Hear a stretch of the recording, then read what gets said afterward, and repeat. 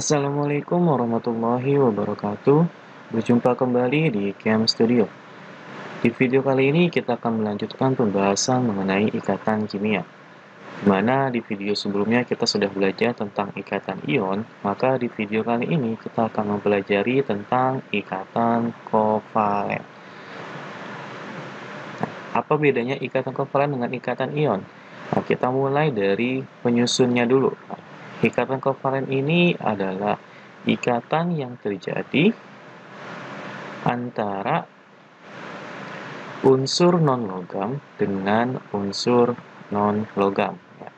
Unsur non-logam dengan unsur non-logam. Artinya, sesama unsur non-logam akan saling berikatan dengan menggunakan ikatan kovalen. Berbeda dengan ikatan ionik, di mana zat penyusunnya atau unsur penyusunnya adalah unsur logam dan unsur non-logam. Artinya ada unsur yang melepaskan elektron dan ada unsur yang menangkap elektron. Tetapi di ikatan kovalen, karena sama-sama non-logam, di mana keduanya memiliki kecenderungan untuk menangkap elektron. Non-logam menangkap elektron, dan ini ada juga non-logam yang lainnya, artinya memiliki kecenderungan juga yang sama, yaitu menangkap elektron. Artinya, secara pembentukan ionik, maka akan terbentuk ion negatif, dan ini juga akan terbentuk ion negatif. Secara konsep gaya elektrostatis tidak bisa kita terapkan di sini, karena sesama ion negatif akan tolak-menolak ya, bukan tarik-menarik.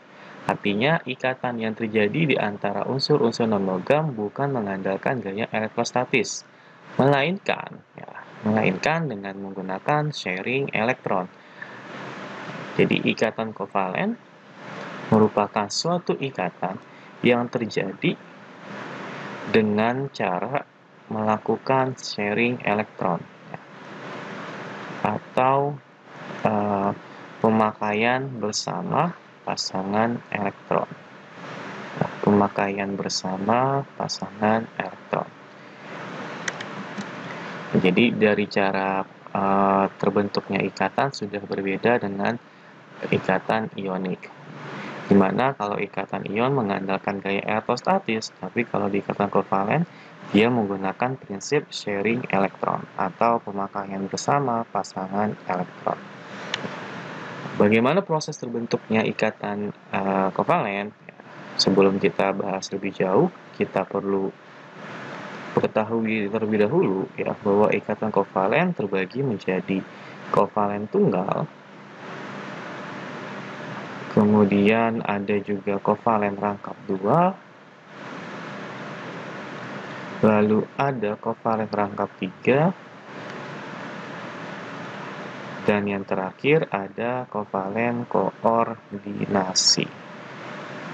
Apa bedanya di antara masing-masing jenis kovalen ini? Kita akan bahas lebih lanjut. Kita akan mulai dari ikatan kovalen tunggal. Kenapa disebut sebagai ikatan kovalen tunggal? Karena di sini hanya satu pasangan elektron. Hanya satu pasangan elektron yang digunakan bersama. Sebagai contoh, kita ambil dari unsur karbon dengan unsur klorin. Jika kita buat konfigurasi elektronnya, maka ini menjadi 24 dan ini adalah 287. Artinya untuk mencapai kondisi stabil, si karbon akan menangkap 4 elektron, sedangkan si klorin ya dia akan menangkap 1 elektron saja. Nah, jumlah elektron yang ditangkap oleh kedua unsur ini belum sama. Sama seperti ikatan ionik, kita perlu samakan dulu jumlah elektron yang ditangkap atau yang dibutuhkan oleh kedua unsur ini. Berarti yang atas bisa kita kalikan 1, yang bawah kita kalikan 4. Artinya sekarang ada 4 elektron di karbon dan ada 4 elektron di klorin. Artinya rumus molekul yang akan terbentuk, ya rumus molekulnya C-nya dikalikan 1, berarti hanya ada 1 atom C saja, Cl-nya dikalikan 4. Berarti dikalikan Cl-nya ada 4 seperti ini. Artinya rumus molekulnya atau rumus kimianya adalah CCl4. Nah, bagaimana cara kita menunjukkan pasangan elektron yang digunakan bersama-sama antara karbon dan juga klorin? Nah, kita menggunakan yang namanya struktur Lewis. Nah, jadi kita akan menggambar struktur Lewis dari CCl4. Sebelum kita gambar struktur Lewisnya, kita perlu tahu dulu ada yang namanya atom pusat. Ya, atom pusat. Bagaimana cara kita menentukan atom pusat dalam sebuah molekul? Kita hanya perlu melihat atom yang jumlahnya paling sedikit. Nah, sebagai contoh, di sini adalah CCl4. C-nya ada 1, Cl-nya ada 4. Yang jumlahnya sedikit adalah karbon, hanya 1. Berarti, dalam menggambar struktur Lewisnya, si karbon akan menjadi atom pusatnya. Jadi kita letakkan karbon di tengah-tengah, kemudian dikelilingi oleh 4 atom Cl, seperti ini. Nah, nanti atom pusat, dia akan menjadi penyedia elektron bagi atom sampingnya. Nah, karena kan si klorin butuh atau harus menangkap satu elektron supaya stabil. Ya, elektron dari mana yang harus ditangkap? Elektron dari atom pusatnya yang dia tangkap.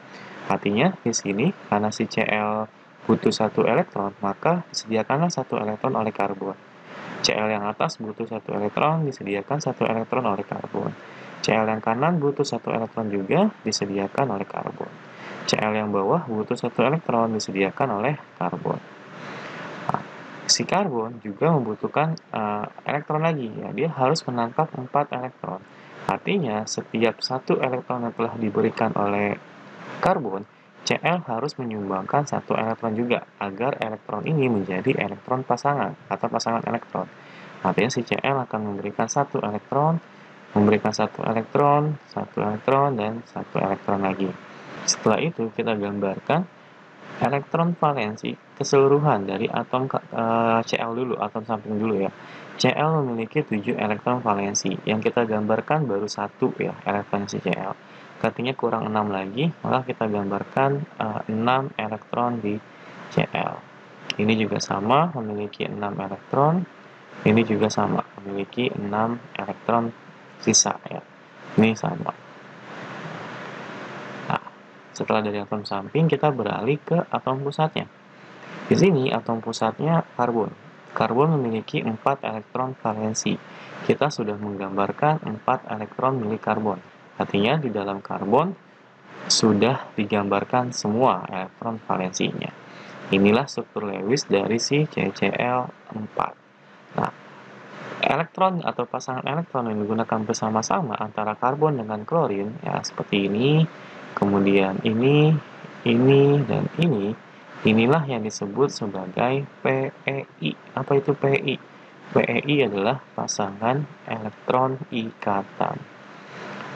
Kalau kita lihat di dalam struktur Lewisnya si CCl4, hanya satu pasang elektron yang digunakan oleh karbon dan klorin. Inilah yang disebut sebagai ikatan kovalen tunggal.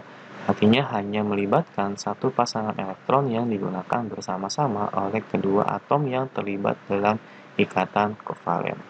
Contoh yang lain. Kita coba buat satu contoh lagi untuk memperjelas cara membuat struktur Lewis dari kovalen tunggal. Kita mulai dari antara nitrogen, nomor atomnya 7, dengan F, nomor atomnya 9. Jika kita buat konfigurasi elektronnya 25, 2, 7. Si nitrogen supaya stabil akan menangkap 3 elektron. Sedangkan si F supaya stabil dia butuh untuk menangkap 1 elektron. Jumlah elektron yang ditangkap belum sama antara nitrogen dan fluor. Artinya kita perlu samakan dulu. Berarti yang atas kita kalikan 1, yang bawah kita kalikan 3. Sekarang sudah memiliki 3 elektron di nitrogen dan ada 3 elektron di F. Berarti rumus kimianya apa?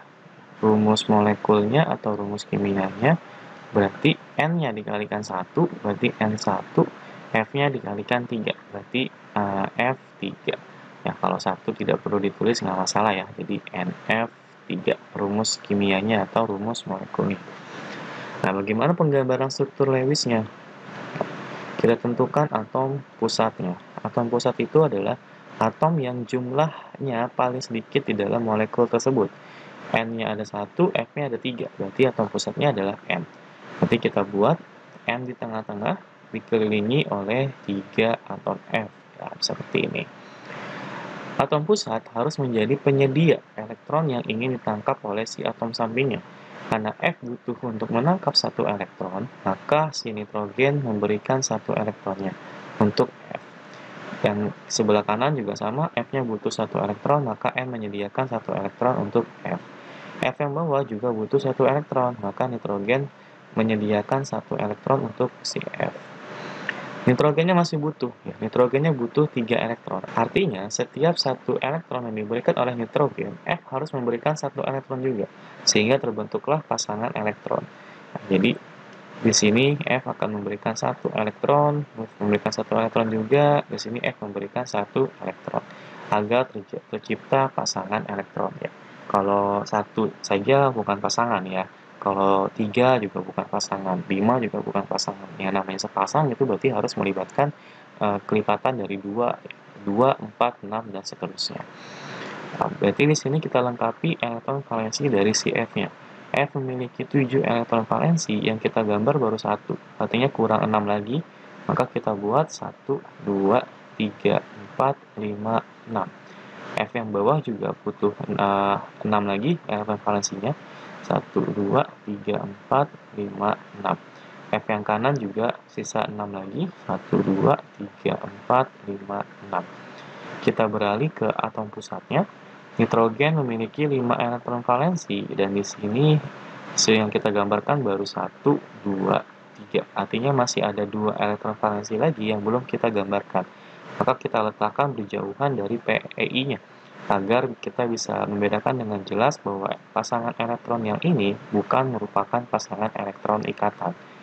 Nah, artinya, karena dia tidak digunakan dalam ikatan, maka inilah yang disebut sebagai PEB, atau pasangan elektron bebas. Nah, artinya pasangan elektron yang dimiliki oleh atom pusat tetapi tidak digunakan untuk berikatan. Sedangkan yang ini adalah PEI, ini PEI, dan ini adalah PEI. Artinya dalam struktur Lewis NF3 terdapat 3 PEI dan juga memiliki satu pasangan elektron bebas pada atom pusatnya. Selanjutnya, kita bahas mengenai ikatan kovalen rangkap 2.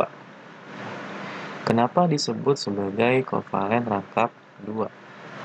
Karena terdapat 2 pasang elektron, ya, terdapat 2 pasangan elektron yang digunakan bersama-sama. Kalau di kovalen tunggal hanya ada satu pasangan elektron. Nah, di kovalen rangkap 2 dia melibatkan 2 pasangan elektron. Sebagai contoh, misalkan antara karbon dan juga oksigen. Jika kita buat konfigurasi elektronnya, karbon berarti 2, 4, supaya stabil dia harus menangkap 4 elektron. Sedangkan oksigen konfigurasinya berarti 2, 6, supaya dia stabil, maka dia perlu untuk menangkap 2 elektron. Jumlah elektron yang ditangkap belum sama, maka kita samakan atas kali 1 bawah dikalikan 2. Artinya sekarang sudah ada 4 elektron di karbon dan ada 4 elektron di oksigen. Jika kita buat rumus kimianya atau rumus molekulnya, C-nya dikalikan 1, berarti C saja, O-nya dikalikan 2, maka membentuk CO2. Ini rumus molekul yang terjadi antara C dan juga oksigen. Lantas bagaimana cara kita menggambarkan struktur Lewis dari CO2? Sama seperti sebelumnya, di kovalen tunggal, kita tentukan dulu atom pusatnya. Atom pusat adalah atom yang jumlahnya paling sedikit di dalam molekul ini. C-nya ada 1, O-nya ada 2. Berarti C-nya akan bertindak sebagai atom pusat dan dikelilingi oleh 2 atom O seperti ini. Atom pusat harus menyediakan elektron bagi atom sampingnya. Karena oksigen butuh untuk menangkap 2 elektron, maka karbon akan memberikan atau menyediakan 2 elektron seperti ini. Untuk oksigen yang di kanan, dia butuh 2 elektron juga, maka karbon menyediakan 2 elektron untuk oksigen. Karbon juga membutuhkan elektron. dia butuh menangkap 4 elektron. Artinya, si oksigen harus memberikan elektron juga kepada karbon. Jumlah elektron yang diberikan oleh oksigen harus seimbang atau harus sama dengan jumlah elektron yang diberikan oleh karbon. Karena karbon memberikan 2 elektron, maka si oksigen nggak boleh memberikan 1 elektron doang. Ya, artinya jadi ada 3 elektron. Ya, kalau 3 elektron bukan pasangan dong ya, ada elektron ketiga di antara pasangan elektron ikatan ini. Artinya, supaya sama jumlahnya, maka oksigen akan memberikan 2 elektron. Oksigen yang kanan juga akan memberikan 2 elektron untuk karbon. Artinya sekarang si karbon sudah memiliki 4 elektron tambahan dari oksigen sebelah kiri dan dari oksigen yang di sebelah kanan. Lalu kita lengkapi elektron valensi dari si oksigen. Dia memiliki 6 elektron valensi yang kita gambarkan baru 2, artinya kurang 4 lagi. 1, 2, 3, 4. Lalu oksigen yang samping juga sama, kurangnya 4 lagi. Kita beralih ke atom pusatnya. Atom pusatnya karbon memiliki 4 elektron valensi. Di sini kita sudah gambarkan 4 elektronnya. Artinya sudah seluruh elektron valensi karbon kita gambarkan. Maka inilah yang disebut sebagai struktur Lewis dari karbon dioksida atau CO2. Kalau kita lihat bahwa di sini terdapat 2 pasang elektron ya, 2 pasang elektron yang digunakan bersama-sama antara oksigen dan juga karbon. Inilah yang disebut sebagai kovalen rangkap 2. Oke, selanjutnya kita bahas mengenai ikatan kovalen rangkap 3. Kenapa disebut sebagai kovalen rangkap 3?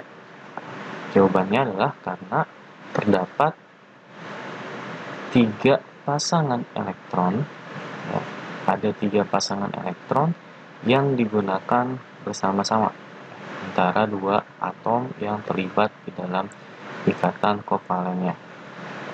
Jadi di sini sudah jelas perbedaan antara kovalen tunggal, kovalen rangkap 2, dan kovalen rangkap 3, yaitu terdapat pada jumlah pasangan elektron yang digunakan bersama-sama antara 2 atom yang terlibat dalam ikatan.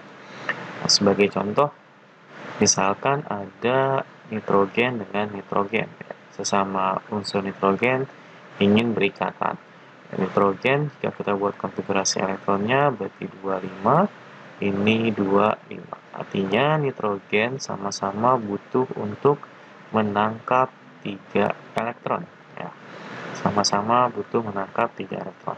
Di dalam molekul N2, berarti tidak ada atom pusatnya ya. Ini ada N sama N yang sebelah kiri, ya, dan ini adalah N yang sebelah kanan. N yang sebelah kiri butuh 3 elektron, maka N yang sebelah kanan akan menyediakan 3 elektron untuk N-nya. Karena N yang sebelah kanan juga butuh 3 elektron, berarti N yang sebelah kiri ini juga memberikan 3 elektron untuk nitrogen yang di sebelah kanannya.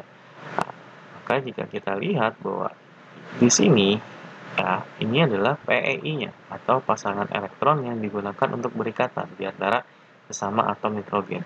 Dan jumlahnya ada 3 pasang. Ya, inilah yang disebut sebagai ikatan kovalen rangkap 3. Artinya terdapat 3 pasang elektron yang digunakan bersama-sama oleh kedua atom. Selanjutnya kita bahas tentang ikatan kovalen koordinasi. Pada kovalen koordinasi, ya, pasangan elektron yang digunakan untuk berikatan, ya, pasangan elektron yang digunakan bersama-sama itu hanya berasal dari satu atom saja.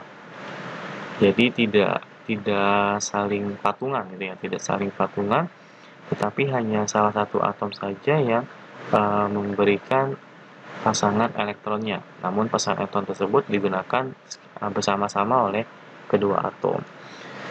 Saya ambil contoh, misalkan pada H2SO4. Di H2SO4, atom pusatnya adalah S. Atom pusatnya S, seperti kita letakkan S di tengah-tengah, lalu ada hidrogen dan ada oksigen. Jangan meletakkan hidrogen di tengah-tengah, artinya tidak boleh kita meletakkan H baru O di sini. Kenapa? Karena hidrogen itu hanya memiliki satu elektron valensi saja. Artinya dia tidak akan bisa berbagi untuk kedua atom, untuk oksigen dan untuk sulfur. Nah, makanya dalam penggambaran satu Lewis yang melibatkan 3 unsur dan ada unsur hidrogen di dalamnya, maka letakkan hidrogen di bagian terluar. Artinya kita tulis dulu oksigen sebanyak 4 mengelilingi sulfurnya. Kemudian ada 2 atom hidrogen kita letakkan berdekatan dengan oksigen. Bebas oksigen yang mana saja. Saya ambil di sini berdekatan dengan oksigen yang sebelah kiri dan oksigen yang di sebelah kanan. Nah, kita mulai penggambaran suatu Lewisnya dari yang terluar dulu, dari hidrogen. Hidrogen itu kan atom valensinya 1. Artinya dia butuh 1 elektron lagi agar mencapai kaidah Duplat.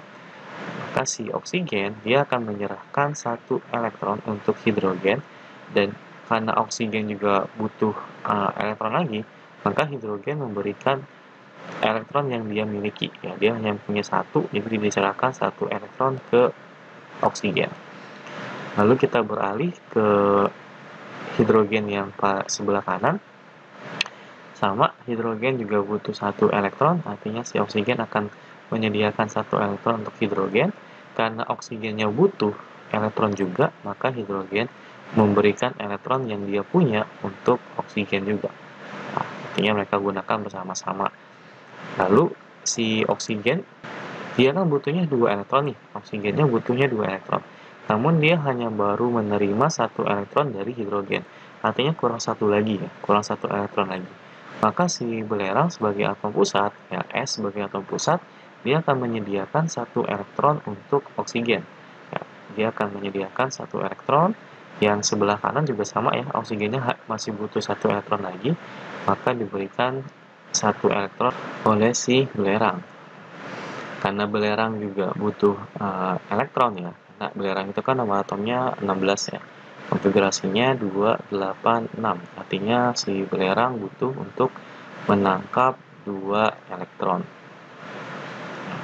Maka si oksigen, karena udah dikasih sama belerang 1, oksigen akan memberikan 1 elektron ke belerang. Yang sebelah kanan juga sama, dia udah dikasih 1 oleh belerang, maka dia akan memberikan 1 elektron ke belerang. Nah, kemudian oksigen yang di atas, dia kan butuh 2 elektron nih. Namun tidak ada temannya, beda sama oksigen yang kiri dan yang kanan, ada hidrogen, ya. Sedangkan di oksigen yang atas dan oksigen yang bawah, ini hanya langsung berhubungan dengan si S.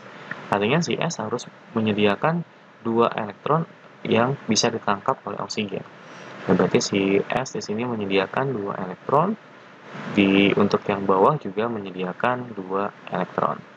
Nah, ketika si oksigen ingin memberikan 2 elektronnya juga, supaya adil gitu ya, si sulfur sudah memberikan 2 elektron, maka oksigen harusnya kan memberikan 2 elektron lagi supaya sama. Tapi si sulfur kalau kita lihat di sini dia sudah memiliki 8 elektron, maka dia tidak memerlukan lagi elektron dari si O. Karena elektronnya sudah sepasang nih, ya udah ada sepasang elektron, maka oksigen tidak perlu memberikan elektronnya lagi. Ini juga sama. Nah, jadi inilah yang disebut sebagai kovalen koordinasi. Artinya, sepasang elektron ya digunakan oleh S dan O, namun elektron ini hanyalah milik si S-nya aja. Nah, ini disebut sebagai kovalen koordinasi. Sedangkan yang ini, antara oksigen dengan hidrogen, sepasang elektron, namun elektronnya berasal dari oksigen dan berasal dari hidrogen. Maka ini disebut sebagai kovalen tunggal, karena hanya ada 1 elektron aja yang digunakan bersama-sama. Yang terakhir, kita akan bahas tentang penyimpangan kaidah oktet.